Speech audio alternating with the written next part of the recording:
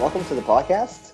Hello, fellow listeners. My name is Oscar. I am currently a psychology major, and aside from that, I will be the voice of Devlak. Um, so that is a tiny dwarven man that had a horrible backstory, basically, but is oddly still jolly, just out of his nature. So if you ever hear Dave voice, that would be me, Oscar, playing Devlak, the dwarf druid. Awesome. Dan, who are you playing? And who the fuck are you? Why are you on my podcast? Upon your own request, I'm playing a Southern Belle-esque character called Suzette Chaton de Maupertuis, which I have yet to get a consistent voice with, but generally she sounds something along these lines, and she gets rather intoxicated on a daily basis. So does the player. So does the player to deal with the character herself and the stupidities she does. As well, she's a swashbuckler, and she is probably going to get herself killed sooner rather than later. But until then, it's going to be a blast playing her and seeing how everyone interacts in the campaign. Awesome. Remy? Hello, I'm Remy. I work on movies, and I am the voice of Detlaf, and the deadly duo of Detlaf and Regis, who was previously an explorer on the Shadow Plane. Yeah, also, as a forewarning for our listeners, we apologize in advance. It was a coincidence when we started for Detlaf and Devlak. You might hear it and might find it very confusing. We will try our best to make it not sound confusing, but no promises. Yeah, you're gonna hear "fuck you guys" a lot. Oh yes, a lot. And as for myself, well, my name is Sam. I'm a social work grad student, and I decided that I wanted to try my hand at GMing after playing with these guys for over a year now. Been really freaking fun, and listening to other podcasts, and yeah, I wanted to try my hand at it. So we're going to be going through the Rise of the Ruined Lords Anniversary Edition Adventure Path, and I'm going to do the damn best I can to kill these guys, but as you guys are going to see through the first few episodes at the very least, these guys mostly steam through everything I send at them. Anyways, please enjoy episode 1, The Swallow What? We are set in a dark, ominous environment, seeing virtually nothing but the pale reflection of light on damp, cave-like walls. We hear footsteps and the slow dripping of water. These footsteps are slow, yet driven, as we see a hooded figure slowly moving towards us. This figure is holding a crystalline object, emitting a faint white light, painting fading lights onto the cavern walls. Turning around, we realize that this figure is creeping towards a circular stone structure, with the faint glow of the crystal shining on what appear to be a mountain of skulls. As the hooded figure places the crystal on the structure, a dash of dazzling lights blinds us. As we sit in the moment, letting our eyes adjust to the blinding flash, we hear a very low growl, similar in all ways to a dark, satisfied laughter. As our eyes begin to adjust to the light, the white purity fades into a blue, sunlit sky on a warm day. We are now in the town of Sandpoint, and this is the day of the Swallowtail Festival. Around us are multiple streets, different buildings. We have the White Deer Inn to the north, Seva's Armory to the south. We find ourselves standing in front of the cathedral, where Mayor Derivan has all of our attention. She has a very friendly attitude, and her excitement proves contagious as she welcomes visitors to the town. There are multiple regular townfolk around stalls selling things, showing off their goods, as much as we see a few less than familiar faces. One cat that looks like it has a headache. We see a dwarf that's very, very lonely in a corner, a bit of an eccentric persona. We see some sort of a odd figure, but we really can't put our finger on what's odd about it. And not too far from it, we see a very bearded dwarf. Mayor Derivan keeps up with her speeches, welcoming everybody, and actually even jokes about how even Mr. Ravanki, known workaholic and local tenor, has been able to free themselves for this occasion. It's actually much to everybody's amusement except for his own. After the welcomes of Mayor Derivan, we actually have Bearer Hemlock that brings down the mood with his sour attitude, reminding everybody to stay safe during the festival, stay safe around the bonfire, make sure nobody gets hurt and all that type of stuff. He seems to be very concerned about the well-being of everybody in the town. I ask that everybody show a moment of sadness and respect for the lives that were lost in the Great Fire 5 years ago. As everybody settles down for a solid 30 to 45 seconds and let the moment pass. The next speaker was supposed to be local nobleman Lanjiku Kaijitsu, but a sudden illness has prevented him from attending the ceremony, which doesn't surprise anybody since he's really not one for frivolous festivities. The crowd being a bit down from Hemlock's Morrow speech, we have here Mr. Sirdak Druckus, who, with his rousing anecdotes, brings everything back up, saying like, "Oh, did you remember the tale of pig of Mr. Lars over there who was caught drinking out of the alcohol dispensary and just wound up drunk rolling around for a few hours in the park? It was so funny." He actually even afterwards speaks about how he and a few other noblemen were able to rouse up the funds to bring back the cathedral in a very long and arduous process. He throws in a bit of self-promotion, telling everybody to stop by the Sandpoint Theatre tomorrow night to enjoy his new production of The Hoppy's Curse, which will be played by the most magnificent, the most wonderful, and the most talented Magnamarian diva, Alexandra. A very respectful applause, thank you very much.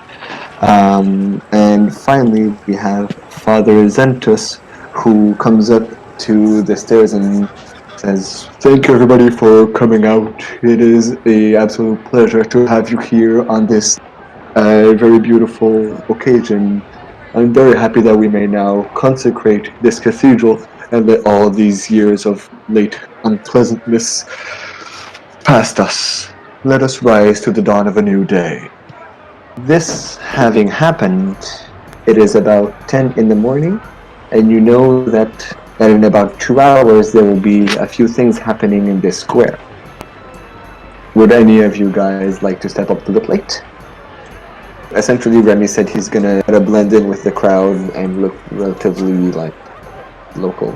As he's walking around, he's noticing stuff on stalls, essentially just basic artisan stuff, some food also. There are some wooden sculptures to the goddess Shaylin, which depicts a bird with a long tail. Sorry, goddess of beauty. A long feather. Oh, is it a white feather with blood on it? No, it is not a white feather with a blood on it. Shax is not here at this point in time. And going around, you also see artisan pieces embroidered with the symbol of Desna, a blue butterfly representing luck. So that's what Remy's character is doing. Dan, what is your character doing, and what does she look like? Well, now, I'll be looking around for mighty fine folk to approach. The lady in front of the table there. Just looks her up and says, well, how do you do, fine lady? Oh, I'm doing mighty fine. Do you want to buy some of my wares? Oh, I don't know. What do you have for sale? Well, if you look over here, we have a beautiful blue butterfly dazzler right here. Otherwise, we got this shirt that says, I'm so lucky. And that's pretty much all the stock we have left. That little gentleman over there ran off with all the rest earlier today. Well, you know what? A shirt saying I'm so lucky, that sounds right up my alley. So let me take a look at that. She tries it on, sees it fits her. Yeah, it actually fits her pretty well, lady. That's going to be 5 compa. She tosses it up and she puts it on and she's quite happy. So, what do you do around these parts other than selling wares? Well, I'm actually the wife of Mr. Laws over there. I know he's not too keen on being here this morning, but I'm having a whole lot of fun. Ah, wife! That's lovely! And she starts walking away. Well, that was a peculiar character. As you're walking away, you actually notice this enigmatic figure right over here that's just trying to like blend in, but is half. Actually, Remy, roll a fucking hell. What would that be? Roll a knowledge local check. You see that he is very much. Dan, roll a sense motive against that. Oh, a sense motive, you say? Is it a disguise of some sort? No, he's essentially just trying to blend in, and with a 25, he blends in quite well. I just want to see if you manage to see if he's blending in successfully or not. Oh, okay, sorry. I've got negatives if it's a disguise, that's why. So... No, well, yeah, it would be knowledge local to just see how the locals act and how to blend in rather than the disguise check. Well, I think he's probably going to pass it no matter what, considering I got a -3 to it. Well, sorry, dear, and she walks just right by him. Yeah, she actually bumps into him, and Jeez, what? and looking at him, you actually just like, huh. You commit his figure to memory, and at this point, you don't know exactly why. Oh, probably because if he looks somewhat attractive at all, that's reason enough for her. Does he look attractive? He probably does. He looks exotic. Yeah. Well, she keeps an eye on it, actually, as they keep walking through the crowd. He's got a serious figure, but like one of those where it's like he's not super young, but it's one of those like chiseled, experienced figure, kind of person of authority. You're there like, this is somebody who seems to know what he's doing, you know? All right. Oscar, what is your character doing? How I see it is he's kind of reading like a letter that's been written by Amlo, like a parting letter. And like the last words on the letter, as he reads them, and he's going to accidentally bump into Remy's character. And the last thing he reads is new friends. He's really bad at making friends. So he bumps into the person, drops down. He's like, "Hi, sir. Would you know how to make friends by any chance? I'm not too good at it, and as you can see in this letter, my only friend said to make more friends. So, do you know how do you make more friends by any chance?" This is me he bumped into? Yes. Can I roll a sense motive, to which I actually have +0, to see how I feel about this? Go ahead. 14. How does he feel, Oscar? I'm just gonna roll for the sake of it. Just for, yeah, sure. I'll roll, but it's honest, so that's gonna be a GM roll then. Just for the sake of it, but honestly, you feel like he's completely honest. Like, it's baffling how honest he is about this. Like, you almost feel like this guy could not lie to you. Like, it would be so easy to know he'd be lying. Yeah. Like, he seems so... It's not so much whether you're being honest or not. It's more the fact that like I'm trying to blend in, and you're kind of bringing attention. But with that roll, I'm gonna say that he actually goes and he looks around a little bit and slightly flustered for a moment, but then he goes, "Oh well, if a friend is what you're looking for, well, you might have found one. What's your name?" My name is Devla. Nice to meet you. What's yours? Like that. Oh god, I might have to change my name. Is that your name as well? Detlaf. Oh god. No, that's perfect. That's perfect. Devlak and Detlaf. Keep it. Oh my god. Oh my god, no! You guys are gonna fuck me over so bad. Oh god, we're Devlak and Detlaf. Oh no! Oh, fucking hell. Oh, right comment. Worst comes to worst for mine. Keep it. Oh. Call Color make for mine. interesting No, keep it. situations. This is too perfect, and for the record, this has not even been staged. These guys had no idea which names either one was going for, nor what class, and I actually only noticed Remy's name about 2 hours ago, so Oh my That's- god. we're just gonna roll with the punches. Well, a friendship might start here. Who knows? Yeah. Okay, well, he actually. So you tell him to Devlak. He stands back for a moment. He looks at you, but you see he looks very honest. He's just gonna measure you up and down, and he's gonna go, "Well, Devlak, I'm Detlaf. Nice to meet you." You still see that like Devlak is like amazed, and you still see like he has like like the hippopotamus like type of tooth front. He's like, "Oh my god, this must be a sign, Detlaf. We must be destined to become friends." That will remain to see. His chest is a little bit like away from you, like he's shaking your hand, but at the same time, like trying to keep away from you. He's a little uneased by this whole situation. How long have you been around here? Are you local? Pretty new. It's been a day or so that I've been in town. I decided to do the journey because, well, back at my place, I only have one friend, right? His name is Amro, and what happened is he had to go to a barbarian do stuff, the doodad. And well, since I didn't have any friends, I checked on a map for the place that seemed with the most diverse and friendly folk, and it said Sandpoint. So I said, well, I'm going to Sandpoint. And I was proven right? I mean, Deadline, the bestest friend. And for the bestest friend, I give him the bestest berries. So he gives you some berries that seem really, really good, and it's good berries. Gives you 2 good berries. Exactly. Go. A gift from a friend. He's gonna put them in his bandolier. At this point, you noticed a odd-looking dwarven coming up to you guys. Essentially, she says that she is also an outsider of town, and she overheard your conversation saying that you guys were outsiders as well. She would like to get to know you guys better. And I'm gonna let you roleplay this, Oscar. A fellow dwarf. Why, amazing coincidence. My name, Broomhilda.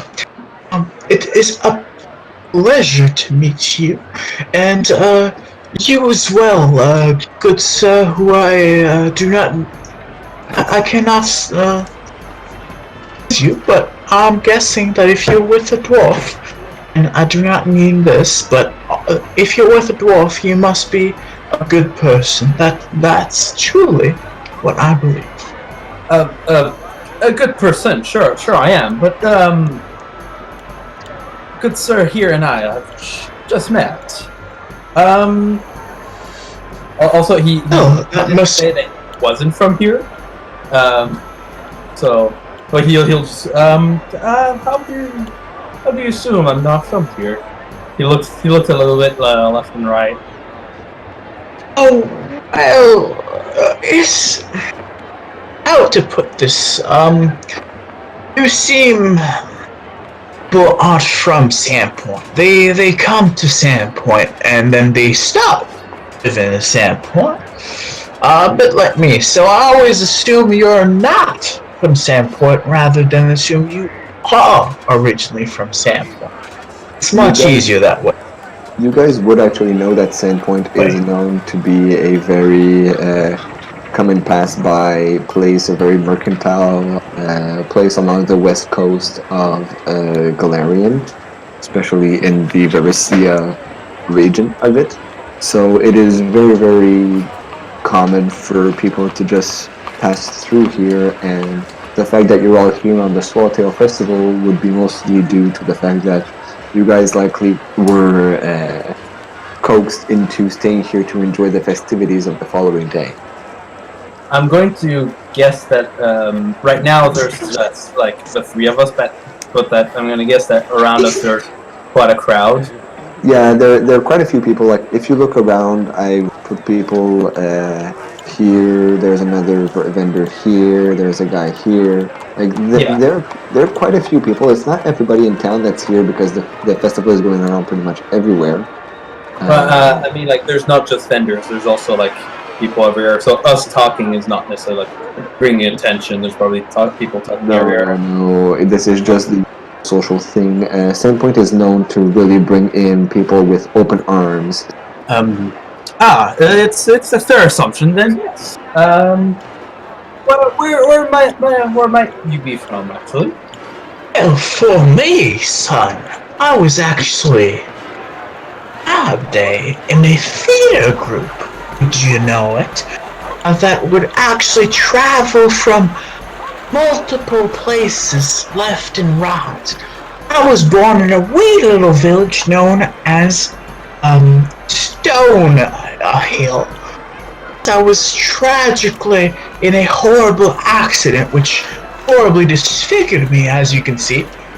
And you can see that she's perfectly fine physically speaking, weirdly enough. Yet she's like, it was a horrible accident that tragically disfigured me. And that's why I could no longer do theater ever again. So as your discussion moves on, it's about noon now. You guys have been for a bit, and you notice Father Xanthus and his two fellow NPCs here have actually wheeled in a covered wagon into the square, and Father Xanthus begins recounting the tale to anybody who listens about how Desna first fell to Earth, lost many of her abilities, and was nursed back to life by a blind child who, to thank them, they actually transformed them into an immortal butterfly, thus awarding her the butterfly's symbol as her grace. At the end of recounting this tale, Father Xanthus points towards his fellow NPCs to actually pull off the drape from the cart that they had wheeled in, releasing thousands upon thousands of swallowtail butterflies into the air that spiral in a rite of color to a great cheer from the crowd. Oh. The children and apparently a cat woman chase after butterflies but are never quite lucky enough to grab them. As time moves on, lunch is provided free at the expense of Sandpoint's taverns. This is as much of a marketing push as it is a way to feed the hungry crowd, and much to nobody's surprise, this is Ameko Kaijitsu, who wins with the best dish, having a smoky curry salmon alongside winterdrop meat that easily overshadow the other offerings, much like the lobster chowder from the hagfish and the peppercorn venison of the white deer.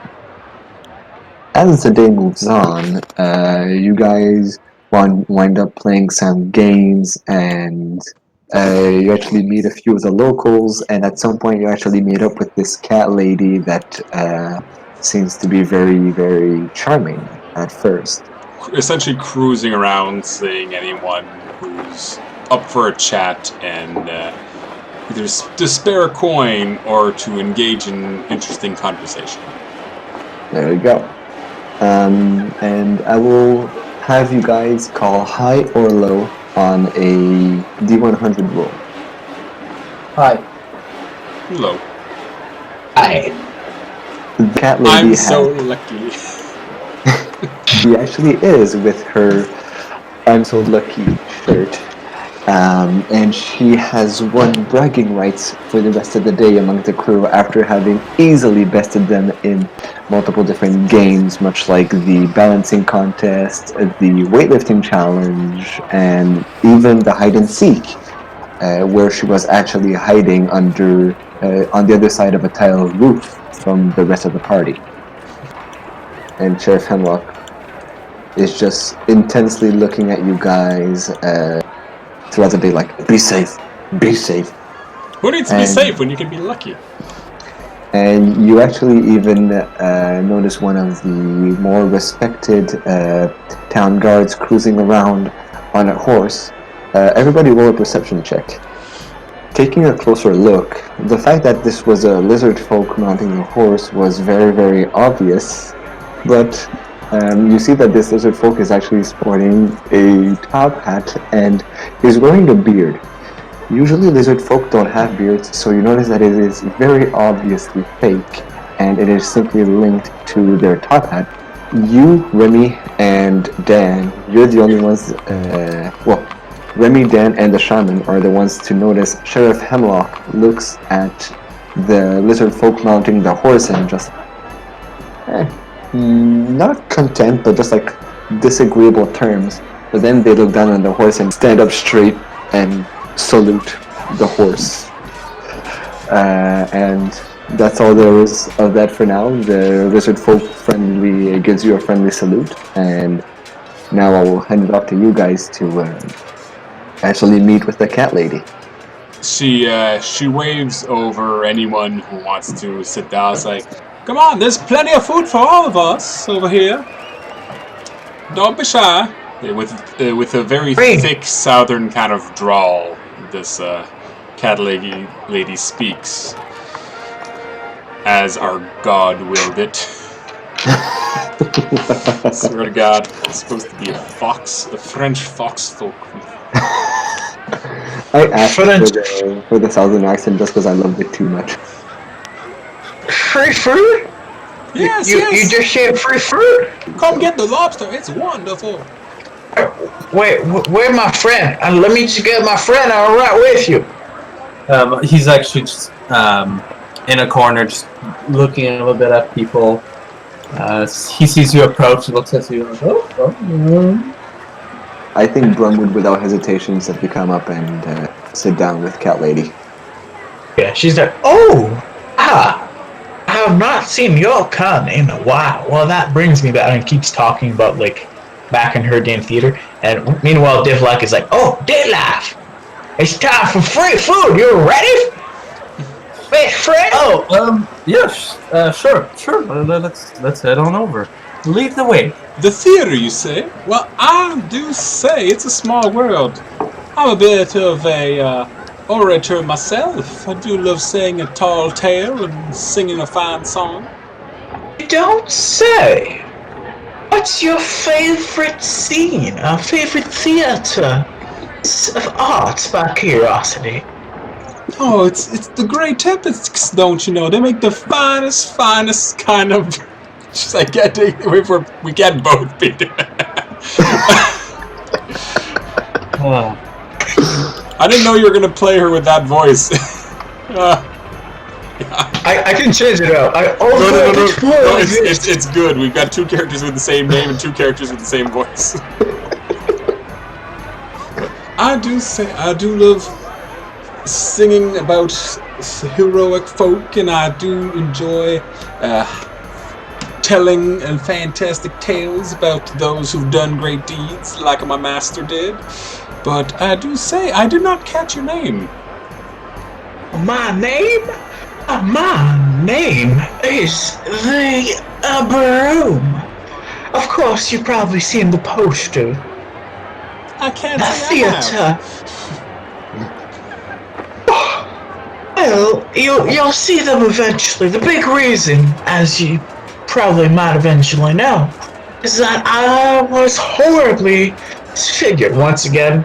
Completely not disfigured, weirdly enough. It was a horrible accident, I tell you. They were arrested by brigands. And after they burned the place where I was sleeping, burning half of my face off. Horrible, I tell you. Yes, you were saying? Well, I must say you've healed up quite nicely, if I do say so. They're too nice. At this point, would Devlak have convinced Detlef to go to the table with the free food? I did say I was gonna follow along once as soon as I said lead the way, and I was gonna follow. Okay. At this point, I'd say all four of you are around the table and chatting. Oh, but where are my manners? I should introduce myself. My name is Suzette Chaton de Maupertuis, but most people call me Sue. I think I'm gonna keep it at Sue because I did not hear anything else. It's Thank you, Sue. Suzette Chaton de Maupertuis. Yes, I your officer. I saw you pronounce it a few times. Suzette, I saw your officer. I think I'll call you Sue. Nice to meet you, Sue. A pleasure meeting you too. Now, and she notices again the gentleman across the table, the one that caught her attention and had the face. There's a... Well, I do say, fine sir, are you feeling lucky today? As she points at her shirt. Well, one could say that in a way, yes. Ah, well, I'm happy to hear it. I don't think you even need a sense motive on that. She's obviously just flirting with him. Alright, so you guys keep chatting, and Sue actually just keeps on flirting with Detlef all the time, showing off her skills, having won most of the activities. And the other two, she's an equal opportunity flirter with everyone at the table. How attractive does she look like, actually? Charisma 16. She's actually. Well, can you bring up the icon again? It's pretty much what she looks like if you're into very floofy people.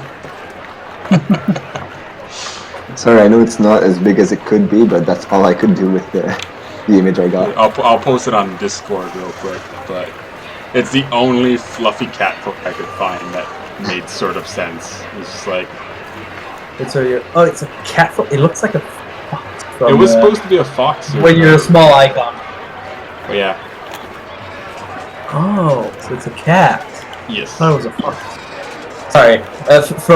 When you look at the icon, I thought it was a fox. Yep. And meanwhile, while Sue's basically flirting with everyone, Detlef or everyone oblivious. He's just looking at everyone. He's in his head. He's like, I finally made more than one friend. This is my best day ever. As you guys keep on having your fun on chatting with this new group of friends that it seems very unlikely. 2 dwarves, one very furry cat lady, and a persona that we just find quite weird yet mysteriously attractive. One very pale-looking person. There you go. So as this goes on, you guys enjoy more dishes, you enjoy a bit of the lobster chowder and everything of the sort. Time passes, and Father Xanthus again takes the stage, and a sharp retort, like the crack of distant thunder, slices through the excited crowd as the sun-setting rays paint the western sky. A stray dog that has crawled under a nearby wagon to sleep starts awake as the buzz of 24 conversations quickly hushes as all head turn towards the central podium, where a beaming Father Xanthus has taken the stage. He clears his throat, takes a breath to speak, and suddenly a woman's scream slices through the air. A few moments later, another scream rises, then another. Beyond them, a sudden surge of strange new voices rise, high-pitched, tittering shrieks that sound not quite human. The crowd parts and something low to the ground races by, giggling with a disturbing glee as a stray dog gives a pained yelp and then collapses with a gurgle, its throat cut open from ear to ear. As blood pools around its head, the raucous sound of a strange song begins, chanted from shrill, scratchy voices. Goblins chew and goblins bite, goblins cut and goblins fight, stab the dog, cut the horse, goblins eat and take by force! At that, I would like you all to first roll a perception check and then to roll initiative. My perception is 1. Oh god. Perception is 0. But So- they roll fucking high. My initiative is 22. Alright, I'm gonna have you guys add in your own initiative. Yep. You should have access to that. How long since the screams has this been? This is seconds afterwards. Like, essentially the screams, I would say about maybe 30 seconds has passed since you first heard the first scream. Who got over 12 on the perception? Oh, me, definitely. Oscar, any of your characters? Vlak did. Devlak, the shaman did not? Alright, so both Remy's character and Devlak, both Detlaf and Devlak, fucking hell, fuck you guys. The devs. You're the one who decided to make us stick with the names. You both notice right off the bat that the little creature that killed the dog was a goblin. So a single goblin licking the blood from its dog slicer, and it looks excitedly at the crowd, seeking out a new target. The song is a nameless goblin rhyme performed by several goblin war chanters, and both of you have noticed these, so you will get to act in a surprise round. Oh boy, okay. I'm gonna start summoning a monster. Alright. Detlef starts summoning a monster. He starts doing an incantation. And Devlak? Devlak is actually going to cast a spell, and what you're going to see actually is grass on the floor start to grow, to attempt to grab those beautiful, wonderful reflex save DC 16. DC 16 reflex save. Okay. One made it, natural 20. Another one made it, 18. And the other one, they all made it. Nothing happens for now. I'm going to draw the shape of the area where this would have happened. It's a 40 feet square. Sounds good. Oh, radius spread. Oh, wow. Never mind. And you notice that as people start noticing the goblins with their song, they just start fanning out. With your perception checks, you also hear other noises coming from elsewhere, so you know that this is not just 3 stray goblins. This is actually a raid that's going on. The guards are all busy handling their own encounters here. So now that the surprise round is over, it is Sue's turn. Alright, do I actually notice the goblins, or? Now you do. The perception check was to get a surprise round. She's quite shocked that there would be goblins so daring to attack a festival like this. So she moves forward, drawing her rapier, and strikes at the first goblin in sight. Oop, not where I want to go. Right there. Alright. This goblin is on the table, so you are getting a minus, he is getting a plus. Okay. So, I will strike at him. I will try and fence him and claw him at the same time. Alright, go for it. I'm taking a -1, so it's only going to be +4 for that strike. Does a 16 hit? You, Actually, it can't be a full round action, so it's just going to be the rapier. My apologies. yeah. You just hit. He actually tries to move around, but you actually manage to understand his movements, and you just plow your rapier into him. Roll for damage. your rapier actually sinks right into the throat of the goblin, who passes away on your blade instantly. I whip the blood off. Beautiful. And that will be your turn, Mr. Devlock. He's going to maintain the spell. Maintain the spell? Okay, so do I have to roll another reflex save for my goblins? That's going to be at the end of their turn, and I think I can move here, and that's going to be his turn. Sounds good. Next is the goblin on the table's turn, and he's too distracted by the food. Goblins can actually eat a huge amount in a single day. So too distracted by the food, the goblin is actually just nipping away at everything on the table and stuffing his pockets, trying to actually be able to get away from there as quick as possible. Bit of a selfish fucker, this guy. So that is his turn, and the next goblin here actually tries to climb the steps here to attempt to go and flank you, but he fails his climb check. So he instead just attempts to climb and falls on his face on the steps, but he's not prone as he just stands up where he was and like, ow, my head, shit.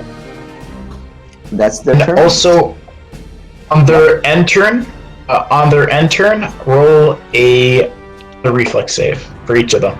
Okay, one failed. 16. Both failed. A game the entangled condition. So would you like me to explain what the entangled condition is, or? No, I actually have it opened. An entangled condition.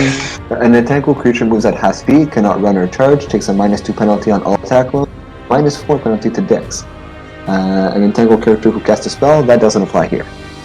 And then what the shaman is going to do, she says, "Oh, theater, what fun do you bring me back?" And she's going to move to this guy, and basically, that movement, she's a dwarf, so that's all her turn. Just going in front.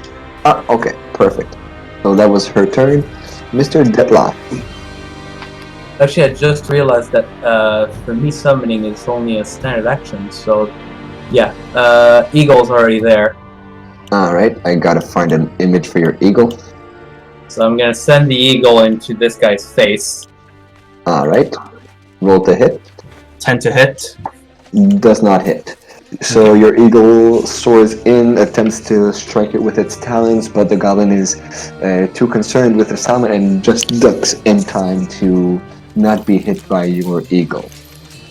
But I'm gonna get up and cast Acid Splash, and it's a range touch. Yes. Roll for it. I already did 15. Oh, 15? Yes, you hit. Okay. So 3 damage. Beautiful. So you cast Acid Splash, and a small orb of acid leaves your hand and actually hits the goblin dead on, who just my salmon, fuck off. And then I'm actually gonna take a few steps back. Alright. That is your turn. And this goblin. So this is actually the guy who got hit by your Acid Splash, who is now going to act. He is very, very pissed that you hit him, and he sees an eagle there. He's actually going to try to reach you, and not being very bright, he will provoke an attack of opportunity from the dwarf and from these 3 characters: the eagle, the druid, and the swashbuckler. 17. That hits. Roll for damage. Does an 11 touch hit? Actually, scratch that. Question. Dan might know this. At the moment, while they're doing the attack of opportunity, he's in between the eagle as well as me. So does the dex bonus get lost? He doesn't lose his dex bonus. I think you get flanking, though. Do you get flanking? So it's a total Yeah, plus. you get flanking, so you get a 2 to hit. Anyways, Detlef, that was your eagle's damage. With the hateful. Yes, because you Um, hate goblins, that's right. Damn it, where is my... Okay, there's my thing. I think. Yeah, okay. Yeah, I'll see if she even bothers swinging at it, or else she sees it get...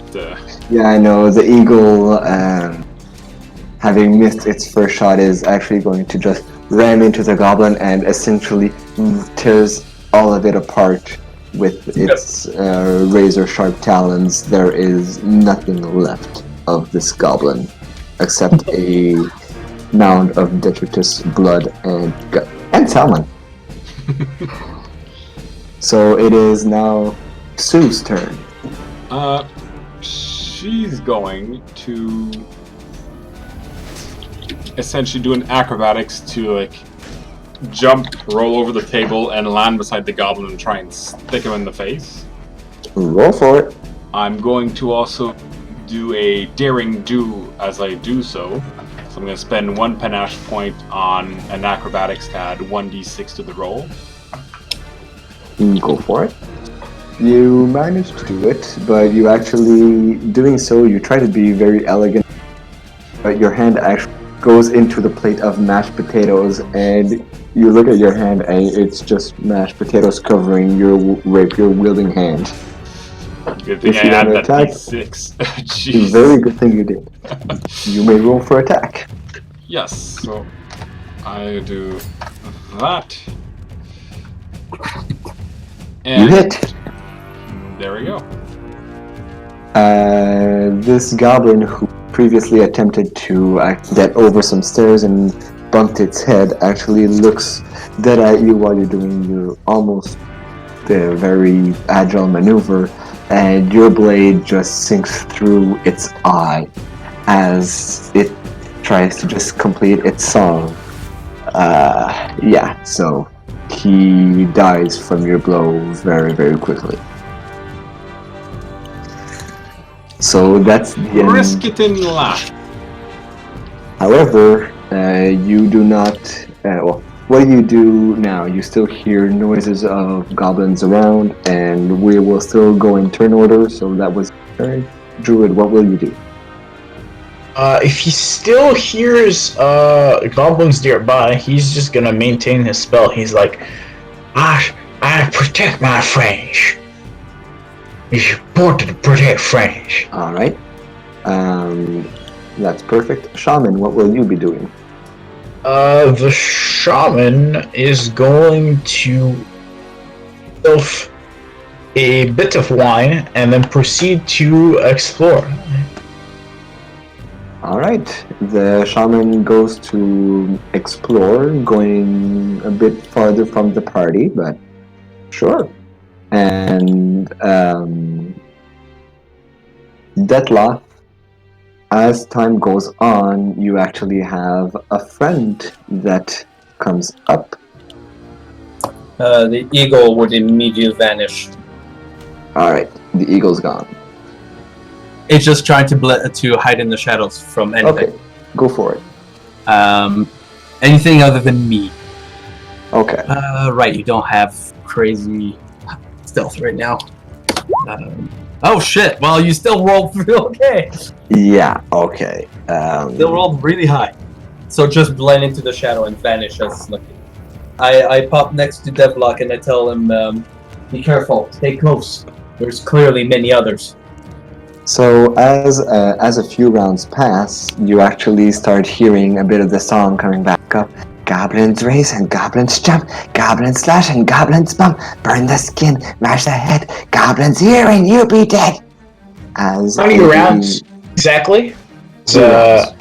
3 rounds. Okay, still good. As a new battalion of goblins come up, these guys are wielding torches. So they set the cart ablaze, and amongst them you actually notice this goblin right here, who actually seems to be singing a bit louder.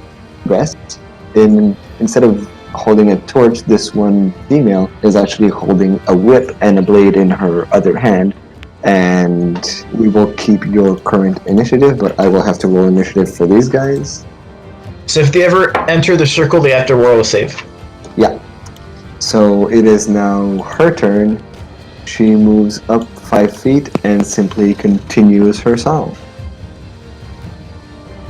Cat Lady, your turn. Since they're pretty far away, I'm going to move 5. Well, as I'm moving, I'm also drawing what seems to be a small dart from inside a little side pocket. And I'm going 5, 10, yeah, about 15 feet right here. And I'm just gonna chuck a dart at the nearest goblin. Okay. I'm gonna be fighting defensively. So I'm taking, I think it's -2 or -4 to it. Fighting defensively, -4 on all attack to gain +2 AC until the start of your next turn. Perfect. So I'm just chucking one dart at her at -4, so just a plus. Who are you throwing Actually, the you know dart what? at? I'm gonna try and hit the whip lady. Might as well. Okay. So Roll for it. that's going to be 2 range increments. So So your range is 30 feet, I'm guessing, your first range increment? it's 20. 20? Okay. So it's minus. She is 35 feet away. Minus how much from defensively? -4 to hit. So -6 total. Plus 5, so just -1. All right. Good luck. Natural 20! That is a crit. Shall I confirm the crit with a dart? Yes, you confirmed the crit with a dart. Roll for damage, double damage. Ta-da! I was not expecting that. Oh, no. It's just a hit. It's not a... Well, are you doing No, confirmed crits? I'm not confirming crits yet. Oh, okay. Oh damn! Oh shit! You went extremes there. Yeah, it's just like, just it hits her in the face, but doesn't do... Okay, so doubling the damage from the dart, so it's just going to be 2d4. Roll for it. Minimum damage. Triple ones there. 1. Oh god. Still, I think I've pissed her off with that one. You see the dart actually land on her foot. It's just like a bit of acupuncture, but a bit with a bit more force. Or just like, ah! But she just goes on with her song. We did not get whatever sex-related thing you just had. You're killing Spidey. There's a... Hang on, I almost got died to do a spit thing. Oh my god. That's a throwback to my little brother with the gun thing. Oh god, should I stop recording? Because I just started recording. Oh no, it's all good. We're keeping that in. It's live. Alright, are we all ready to get back into it? Oh yeah. Yes. By the way, Remy asked me why Captain Obvious, given that this is more of a serious campaign setting. I'm one to find that it's never a bad thing to bring in just a bit of comedy into this, and Captain Obvious will not be playing an actual role in the campaign. It's more just for gimmicks and laughs. Oh yeah. I mean, it makes sense. You've seen me do it too. It's just like you can have a serious moment. You have seriousness when it's seriousness, and you can have a funny when there's a funny, right? So, to get back into it, this gobble here actually had saved on his first reflex save and will attack with his torch Cat Lady because he loves to see fire and he wants to see Cat Lady burn. Not my precious fur! Yes, your precious fur. You actually don't understand each other talking. Oh shit, I didn't check what languages I have actually. I'll figure that out as we go for now. I can tell you I don't have goblin. I probably wouldn't have goblin. Does a 16 hit your AC? No, it does not, especially not with fighting defensively. Alright, so he comes in, he tries to swing his torch at you, and he just misses, sort of like, kind of laughing at your more of a esquire position. So that was his turn. Devlak, your turn. Oh, by the way, the goblin failed its second reflex save, so he is now entangled. Devlak would probably just move here. Yeah, he's just gonna shift around here, and from then I'm gonna sadly remove the pretty aura because well, sadly does not follow me around. So, so yeah, the light's just gonna hold there and maintain the spell. All right. Then 2 more goblins come up. That was a crack die.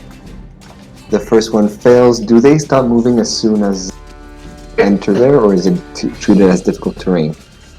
The moment they enter it and they fail, they must stop. They must stop. Okay, so he ends his turn there. Okay, next guy comes up. He's gonna try his own reflex save. He passes. So that's 5, 10, 15, 20, 25, 30. And he's going to attack Cat Lady because he saw his friend try to attack Cat Lady and he thinks it's a funny shit to do. Does a 14 hit your AC? No, it does not. He essentially finds his friend so funny that he just and then does the same version, almost just presenting you with a lit end of a torch. Oh, I wish I had something out right now. That is his turn. Brum, it is now your turn. Boom. There we go. Oh. Broom is going to basically say, as they say in the theater, sleep. You're casting On this sleep? guy? On this guy, which should hit this guy as well as this guy. So all 3 are affected. Roll a will save. It's smaller hit dice first though. Okay. Priority. What's the DC? DC 14. Alright. And so he failed. I'm going to give him this condition. He passed. And she passed. So what's the condition they get? One of them is asleep, the rest all good. Alright. How long are they asleep for? It lasts a minute. Okay, perfect. So they're essentially going to be asleep for what I'm expecting is the rest of the combat. Probably. Alright. Does the shaman do anything else? Yeah, you know what? The shaman, 1, 2, 3.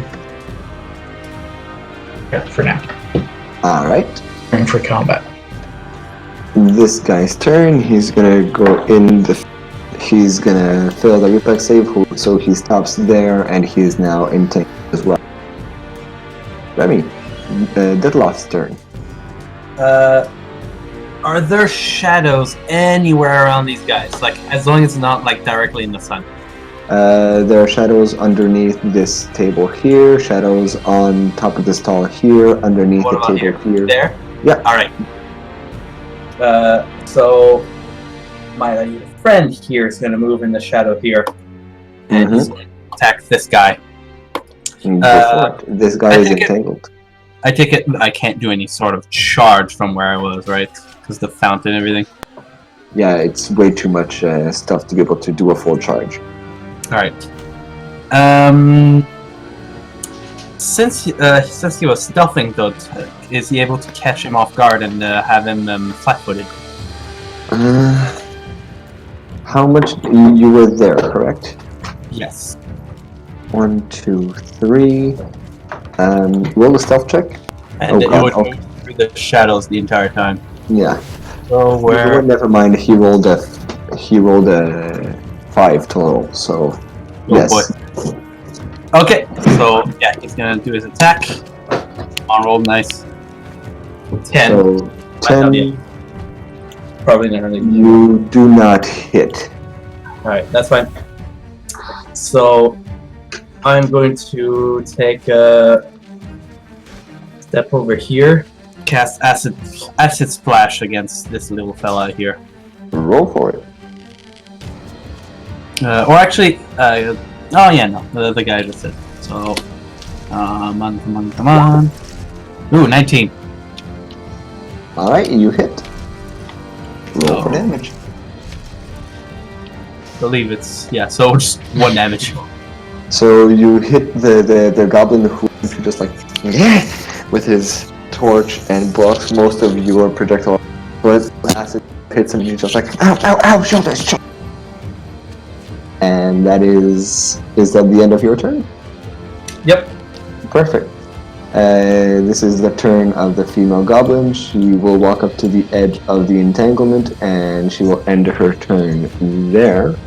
Cat lady. Alright. I'm going to then swing my rapier at the one in front of me and attempt to claw the one at my left, or right on the map. Mm-hmm. So the one Go in right front ahead. of me, it's going to be... They are entangled, so they are taking a -2 to their AC. Excellent. So, 18, that is a crit on the rapier as well. You crit him. Want me to confirm anything? No, we do not confirm crits so far. Okay, so I regain my panache then. Yes, you do. And I'm going to... Double damage would be 2d6 plus 8, if I'm not mistaken. Exactly. How do you want to do this? I just...